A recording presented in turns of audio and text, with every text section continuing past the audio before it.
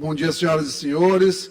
Volto à tribuna justamente para fazer uma reflexão sobre o que está manifestamente acontecendo nessa casa, muitas vezes, quando nós temos o determinado comando que não é da presidente Iracema aqui na sessão.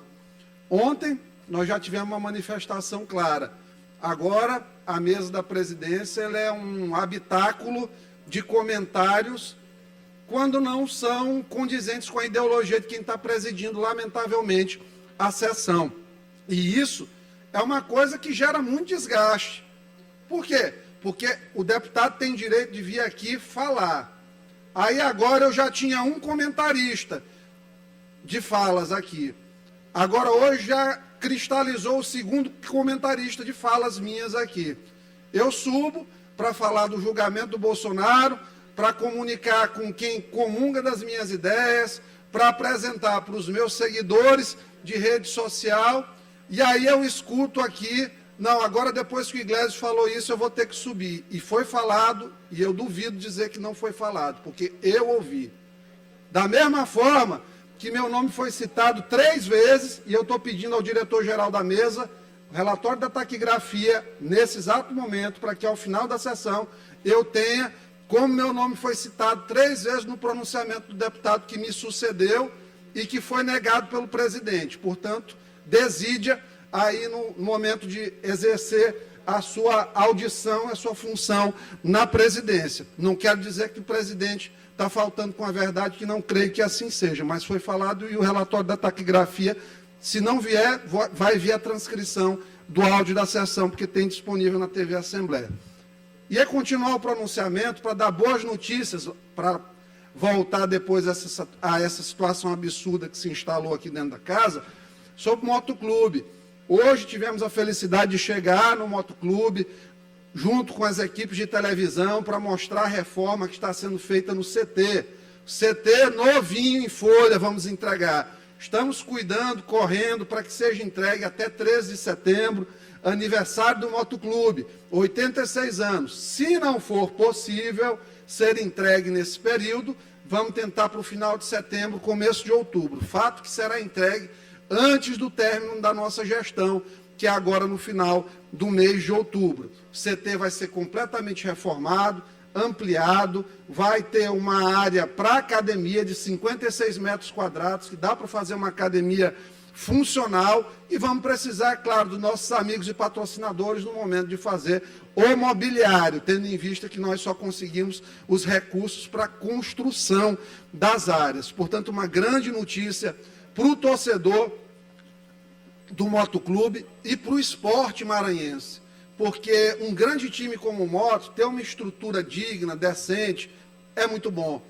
Os quartos serão utilizados para concentração também, já vai eliminar uma despesa média de R$ 4.500 do motoclube a cada concentração.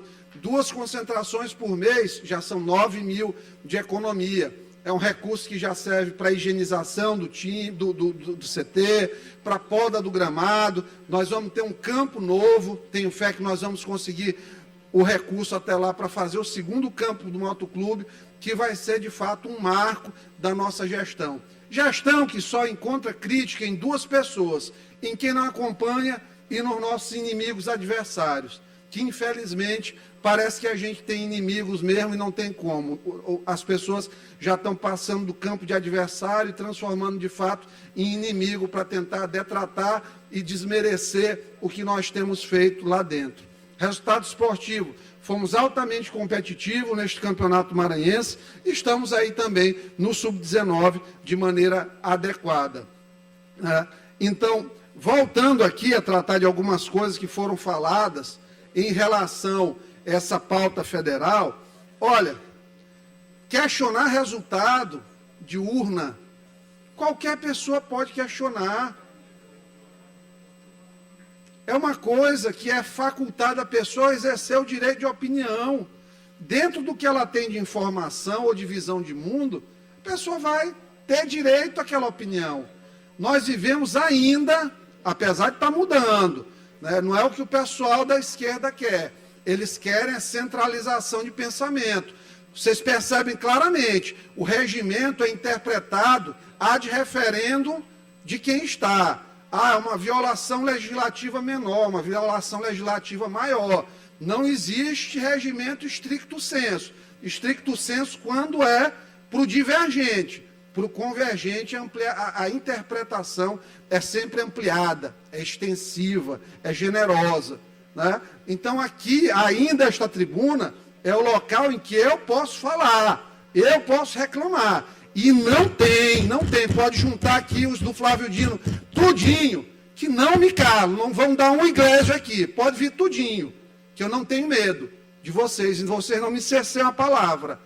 Não vão me cortar a palavra, não vão me cortar as ideias, não vão me cortar a criatividade aqui. E muito menos a responsabilidade e a vontade de trabalhar.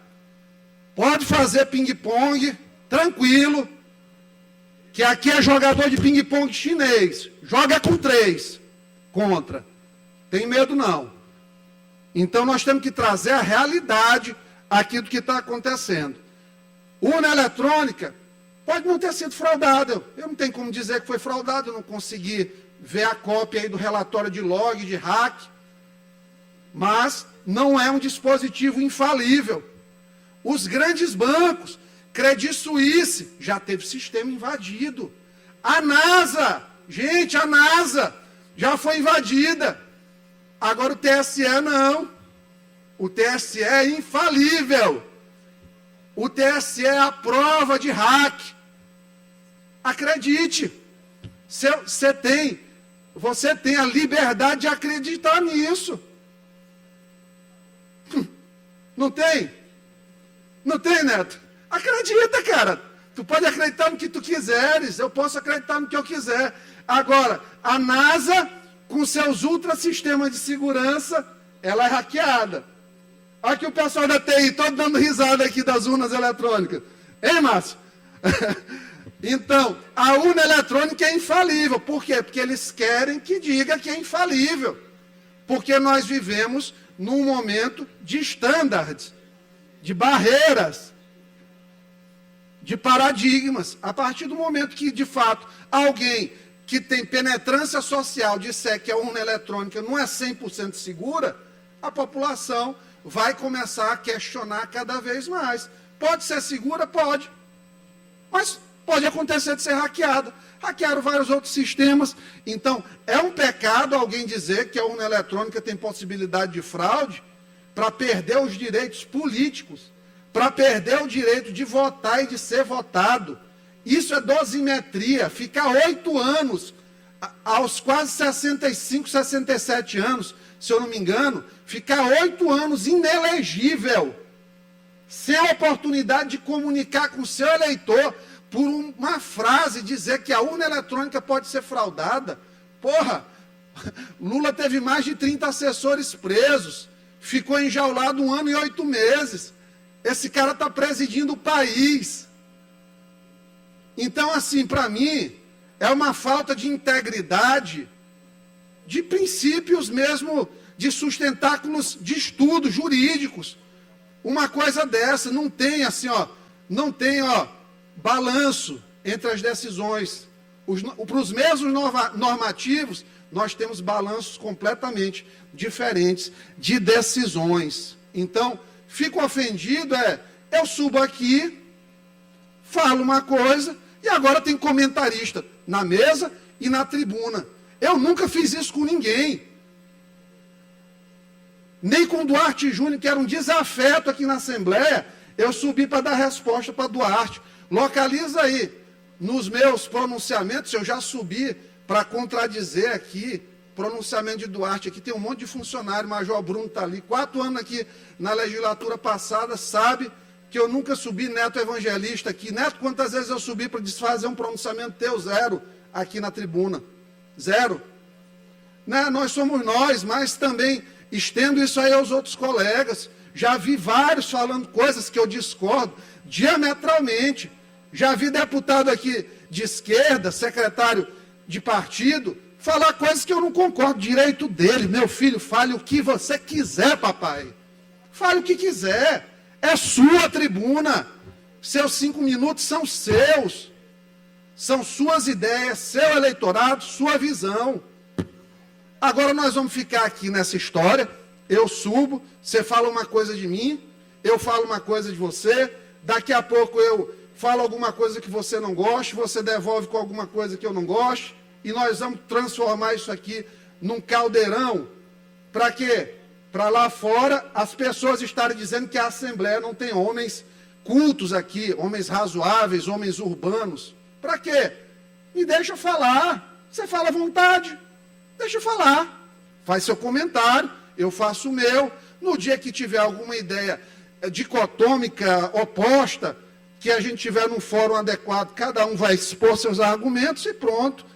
Mas não ficar nessa coisa que parece uma coisa de pessoas de nível intelectual, de formação inferior. Sou um professor com doutorado. Vossa Excelência deve ter pelo menos um mestrado também, uma pessoa intelectualizada. Acho importante isso, né? A discussão ser feita em alto nível nesta Casa Legislativa, né? Então, nesse momento de pós-verdade que nós tivemos, não concedo a parte, posso continuar meu pronunciamento. Neste momento de pós-verdade que nós temos, o respeito aos colegas é fundamental. Fundamental. Sempre irei respeitar o que meus colegas têm a dizer aqui, mesmo quando aviltado, algumas vezes, por uma antipatia que não se justifica. Porque lá embaixo nós conversamos, nós vamos às comissões e nós dialogamos. Nós chegamos aqui ao deputado Fernando Braga, um dos meus melhores amigos aqui na Assembleia Legislativa.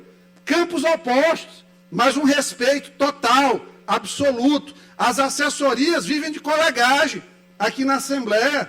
Por quê? Porque nós temos urbanidade, respeito à dialética, nós não nos tornamos aqui inimigos.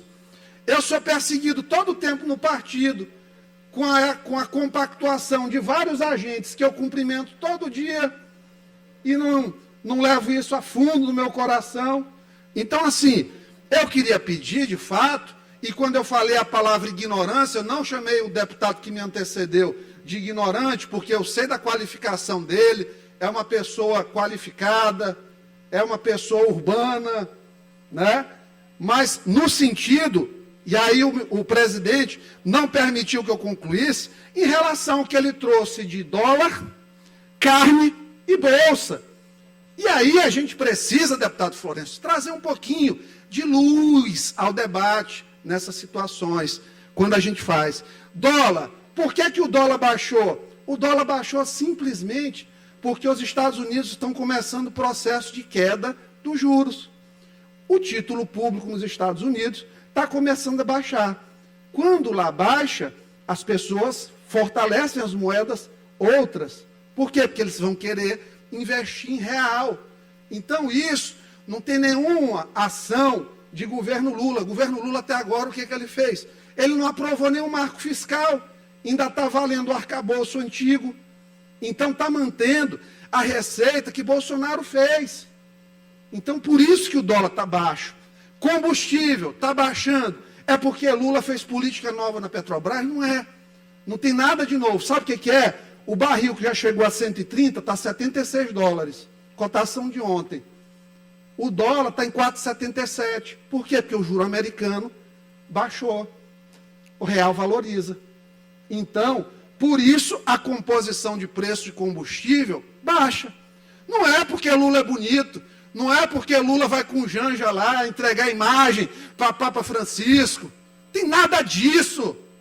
Tem economia integrada, globalização, fundamentos macroeconômicos compartilhados. É isso que existe. A carne está tendo oscilação por conta da China. É isso, sobe e desce. Abriu o mercado chinês, começa a exportar, aí a China absorve a nossa produção, sobe aqui. Fechou para nós, começa a ter abundância de carne aqui. Então a carne barateia. Aí tem que ver as falhas do governo.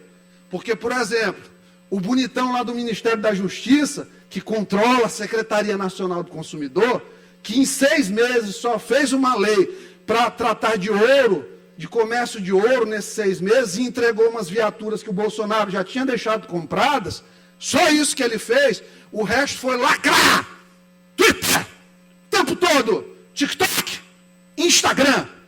Isso que ele fez em 6 meses. Arrumou confusão até com o doido do Roger Waters. E aprender Roger Waters, gente, aqui, se troca com pastor. Pastor que está na igreja dizendo que quer que um osso quebre a mandíbula. Metáfora. Um homem tão inteligente. Gente, disse que esse homem passou em primeiro lugar num concurso aqui no Maranhão, para juiz federal, na regional.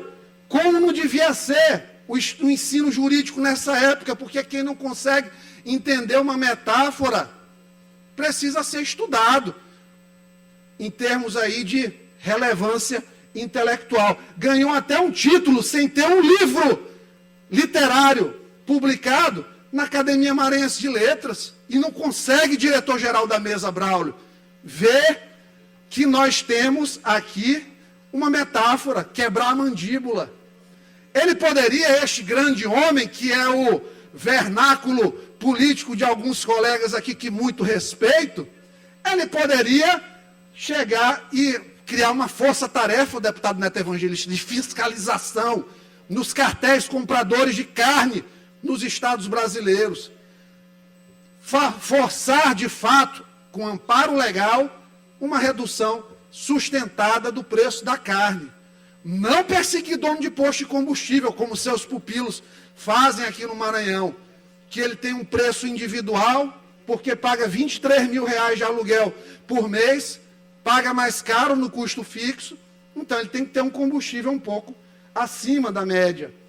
Então, os braços do Sistema Nacional de Consumo, o pai dos PROCONs, ele não consegue entrar na redução do preço da carne, mas ele consegue entrar na redução da liberdade, do Pink Floyd, dos cultos religiosos, das manifestações.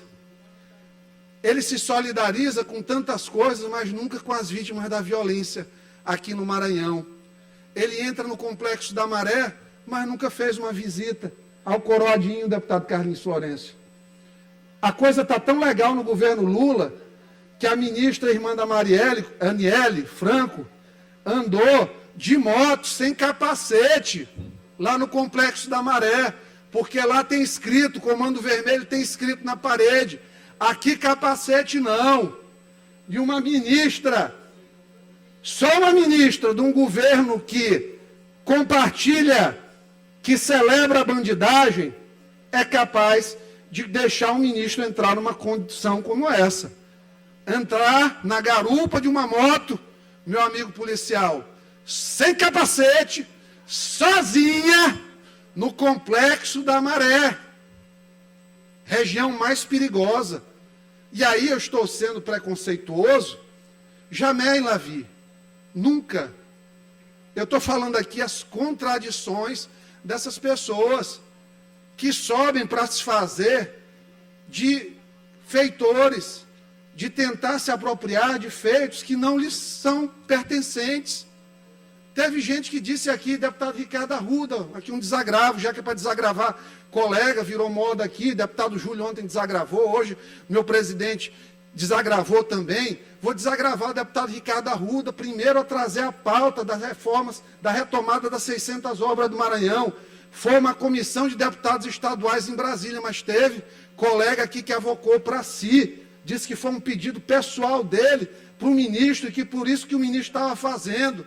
Governador Brandão não foi nem o senhor, foi um deputado estadual do Maranhão que sozinho que avocou. Ou seja, nós vivemos esse período de janonização da política, infelizmente, de criação de coisas que eu pensava que tinham ido embora. Quando o Duarte foi embora daqui, eu digo, não, agora acabou, não vai ter mais nenhum colega capaz de fazer essas coisas, se apropriar. Mas, infelizmente, o tempo, esse tempo, ele tem mostrado que não acabou, não foi embora. Nós ainda, infelizmente, nesta Casa Legislativa, parece que teremos que compactuar com situações como essa. Olha, eu fico muito preocupado. Eu fico preocupado demais, porque hoje, eles celebram. Hoje, eles celebram a queda de Bolsonaro. Hoje, eles celebram prisões por crimes de opinião, supostos crimes de opinião, que agora dizer o que é crime de opinião, o que não é, depende da cabeça de cada julgador. Eles celebram violações de imunidades. Veja só, Gilberto Leda, eles celebram, Gilberto Leda, violações de imunidades.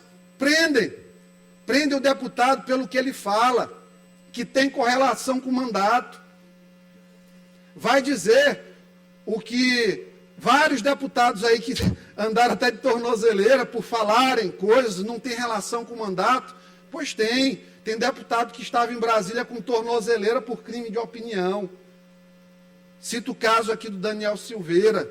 Tem uma moça hoje, até hoje, está presa. Eu já falei até com o Murilo sobre isso. Ela está em Pedrinhas. Era uma menina manicure, que tinha o sonho de escrever um livro. Ela foi para Brasília para aqueles atos do dia 8, para as manifestações. As coisas desandaram. Desandaram com o ministro da Justiça olhando da janela, com Gonçalves Dias, que está sendo protegido pela Elisiane, né? Tudo debaixo das barbas deles. Distrito Federal, que falhou também na segurança, sou uma pessoa razoável, tem que admitir que o Distrito Federal também falhou na segurança, mas essa pobre coitada está até hoje lá presa, porque passou, olha como ela chegou lá. Ela apareceu numa filmagem assim. Prenderam a mulher, localizaram a moça. Hoje ela está com uma ação no STF, sigilosa, ou seja, ela não tem dinheiro para o advogado ir lá, tomar ciência da ação, e ela está já trabalhando, coitada, no presídio. Ela já está trabalhando por estar presente. Foi olhar lá como era, ficou curiosa para saber como era lá por dentro, foi presa. Tem pessoas presas ainda, de maneira absurda, que assim, quem foi identificado de fato depredando, tem que ser preso mesmo. Não pode dar prejuízo para o país. Quebrar relógios de 100, 150 mil reais, quebrar a mesa do Xandão, as coisas, isso aí realmente não pode. Não está certo. Depredar nunca está certo, porque tudo custa caro. E aqui eu sou uma pessoa que eu não gosto de perder um óculos. Eu não gosto. Porque assim, dinheiro não é dinheiro. Dinheiro é tempo. Tempo. Eu sou médico, nunca deixei de trabalhar. Ontem eu operei à tarde, 4 laqueaduras. Eu trabalho. É tempo que eu podia, se eu não precisasse, eu estar com a minha família. É tempo que eu estou perdendo. Esse tempo não vai voltar. Então, tem uma pessoa que está presa por ter tentado conhecer o Palácio do Planalto. Está lá, presa. Era manicure, coitada. Era igreja, casa, salão. Igreja, casa, salão. E assim, hoje, a esquerda comemora uma prisão de uma pessoa como essa. Não se solidariza. Você não vê o pessoal dos direitos humanos que... Por isso que, às vezes, eles pegam esses trocadilhos, por exemplo, de direito dos manos, porque não é para todo mundo, é seletivo, dentro da narrativa. E narrativa é coisa que o presidente, tem vários vídeos dele falando. Ele é expert em narrativa. Mas só tem uma coisa maior que narrativa. Vocês sabem quais são? Os fatos. Fato é coisa que está na cara da gente, é inegável. É inegável que uma patriota como essa não cometeu crime algum. É inegável que uma imunidade parlamentar ela tem que ser respeitada. Ninguém sobe aqui para xingar os outros. Chamar aqui alguém, é um filho da puta, ninguém usa esse tipo de palavra aqui. Ninguém sobe aqui para falar isso. Eu ainda não vi nessa legislatura, ninguém sobe. Sorriso do meu presidente já denuncia ali que ele está gostando do pronunciamento. Fico feliz. Olha o sorriso sonoro dele. Brilhante. Está me ofuscando aqui. Então, Então, o que acontece? Hoje eles celebram. O presidente é uma pessoa aqui que está presidindo hoje, depois ele vai rever tudo isso, quando daqui a 10, 15 anos, vai revisitar todos esses conceitos. Eu também já estive lá, já acreditei nesse negócio de esquerda, até quando eu entendi a história de narrativas. Por isso que meu coração perdoa este presidente, perdoa o secretário, né, também da mesma forma, mesmo eles não pedindo, mas de plano estão perdoados sempre aqui. Então, para concluir isso aqui, e fazer a reflexão pertinente, séria, a respeito da coisa, o que acontece? Hoje, lá em cima, existe uma orientação jurisprudencial. Qual que é? Arrebentar com todas as pessoas que são expoentes da direita. Quais são os braços disso aí? Alexandre de Moraes como coordenador estratégico de ações, Flávio Dino como braço policial da coisa, a partir da utilização corriqueira da Polícia Federal nas operações, inclusive de constrangimento a líderes do Congresso, como Arthur Lira recentemente foi visto. Tem os apêndices de Flávio Dino, que não merece nem ser citado, porque são muito pequenininhos, mas que servem para levar os recados para a imprensa nacional, para poder fazer o vazamento seletivo dessas informações. No TSE, eles têm um braço amigo desse ministro Benedito Gonçalves agora também. E, claro, encontraram no Senado com Rodrigo Pacheco um aliado tranquilo, moldável, para poder fazer o jogo deles dentro do Senado. Tanto que no Senado as coisas passam com muita tranquilidade. Já na Câmara, o jogo é mais duro, porque lá a coisa é bem mais fisiológica, infelizmente. Então, a estruturação do Brasil é essa hoje do ponto de vista político: sepultar lideranças de direita, reduzir a capacidade de fala das lideranças de direita, incluindo parlamentares, mesmo que isso implique em violações constitucionais graves, porque a liberdade que eu tenho disso aqui é porque muitos aqui estão pensando a mesma coisa e têm medo de falar, porque às vezes depende do emprego, às vezes esperam aí uma promoção que tem medo de perder se manifestarem. Aqui, quem promove o mandato é o povo, que deu 42.009 votos. E é por isso que a gente pode subir aqui e falar. Porque falo com respeito, falo com fundamento, falo de coisas que eu acredito, falo estudando, não tenho coragem de subir aqui dizendo que foi porque Bolsonaro fez que o preço da carne baixou. Não, o fator da carne é a China. O dólar baixou porque não é porque o juro americano, o Federal Reserve, baixou, a autoridade monetária americana baixou a taxa de juros. Então, vai ter esse movimento. A Bolsa subiu. Por que a Bolsa subiu? Primeiro, ela precificou, superprecificou a questão da vitória da esquerda nas eleições, para poder baixar as ações e fazer um movimento de retomada, tendo em vista que o marco fiscal que foi aprovado, ele mantém entre 0,5 e 2,5 o crescimento da despesa pública. Ou seja, é algo que não vai afetar demais. É porque eu trago, por exemplo, que a política de preço da Petrobras é uma mentira. Só vão conseguir segurar aumento de combustível enquanto não tiver uma intervenção da OPEP. Se a OPEP intervir, quiser aí começar um movimento de escalada de preço, vai começar a subir. A Petrobras não vai ficar em prejuízo. Sabe por quê? Preste atenção. Eles ficam reclamando. A Petrobras pagava muito dividendo. Sabe quem recupera 38% dos dividendos da Petrobras? 28% a União, 9,5% mais ou menos o BNDES. Ou seja, o governo é sócio dos rendimentos da Petrobras.